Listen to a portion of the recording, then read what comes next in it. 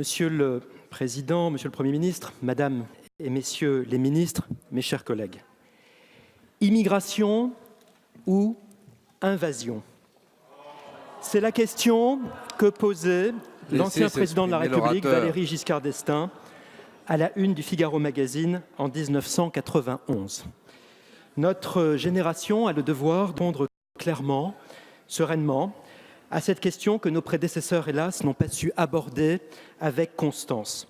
Notre génération, qui n'a jamais exercé le pouvoir, a le devoir de rompre avec des décennies d'hésitation, d'insuffisance, de renoncement, d'aveuglement. Est-ce trop tard? Je ne le crois pas, mais il y a urgence. Car nous savons que le XXIe siècle expose la France au chaos migratoire. La géographie et la démographie nous l'annoncent. On compte aujourd'hui 510 millions d'Européens pour 1,2 milliard d'Africains. Dans 35 ans, le rapport sera de 450 millions d'Européens pour 2,5 milliards d'Africains, dont les 2 tiers auront moins de 30 ans. Pour que la France reste la France, nous devons reprendre le contrôle. Ce n'est pas aux juridictions, aux organisations supranationales, à la bureaucratie ou aux candidats à l'immigration eux-mêmes de décider de la politique de la France, c'est aux Français de décider. Est-ce possible? Oui, mais, Monsieur le Premier ministre, il ne suffira pas de prononcer des mots magiques ou d'adopter une énième loi empilant des micro-mesures technocratiques. Une rupture politique et juridique majeure est désormais nécessaire pour sortir du carcan dont les gouvernements jusqu'alors ont été les prisonniers volontaires. Il ne doit plus y avoir un droit des étrangers à immigrer en France, mais un droit de l'État à décider qui la France souhaite accueillir ou refuser sur le territoire de la nation. C'est pourquoi je propose qu'une charte de l'immigration adossée à la Constitution soit soumise au peuple français par référendum pour donner au gouvernement, sous le contrôle de l'Assemblée nationale, des pouvoirs nouveaux. Le pouvoir de décider librement, sans autre critère que celui de l'intérêt national, d'attribuer ou de retirer une carte de séjour. Le pouvoir de plafonner l'immigration par décret et de réguler ainsi le nombre d'étrangers admis à séjourner dans notre pays. Le pouvoir de suspendre le regroupement familial. Le pouvoir de conditionner l'accès aux allocations familiales et un logement social à 10 années de travail légal en France. Le pouvoir d'expulser définitivement les délinquants étrangers et les clandestins sans possibilité de recours. Ce nouveau cadre constitutionnel permettra également de réserver l'asile aux vrais réfugiés politiques, qui sont des combattants de la liberté menacés dans leur pays. La décision d'attribuer l'asile doit donc revenir souverainement au gouvernement.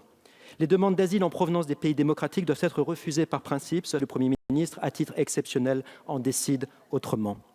Reprendre le contrôle, c'est aussi, oui, définir, assumer un nouveau code de la nationalité qui redonne à la France le droit de décider qui, parmi les ressortissants étrangers, elle choisit de reconnaître comme français. Le droit du sol, issu d'une loi de 1889, n'est plus adapté à notre temps.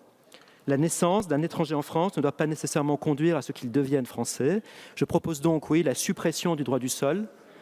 Le nouveau code de la nationalité française prévoira que celle-ci peut soit se transmettre par le droit du sang, on est français lorsque l'un des parents est lui-même français, soit s'acquérir par un décret de naturalisation lorsque le gouvernement décide souverainement d'accorder la nationalité française à un ressortissant étranger qui le demande et qui est assimilé à la communauté nationale.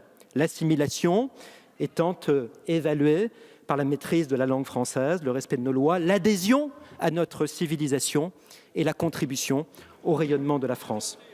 Cette réaffirmation profondément républicaine du droit souverain de la France implique la renégociation ou, en cas d'impossibilité, la dénonciation de certaines stipulations de droit international qui nous empêchent aujourd'hui d'arrêter l'immigration de masse.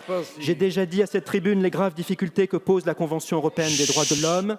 Je veux mentionner aussi l'accord franco-algérien de 1968. J'ai également à l'esprit le pacte de Marrakech. J'ajoute que nous ne devrons pas nous interdire de renégocier ou de suspendre l'application de certaines directives de l'Union européenne qui entreraient en contradiction avec la nouvelle charte constitutionnelle de l'immigration. Mes chers collègues, je mets au défi le président Emmanuel Macron. Si vous voulez stopper le chaos migratoire, ayez l'audace de suivre le chemin que nous, les Républicains, nous proposons. J'ai la conviction que les Français voudront bientôt reprendre le contrôle pour que vive la nation et pour que vive la République.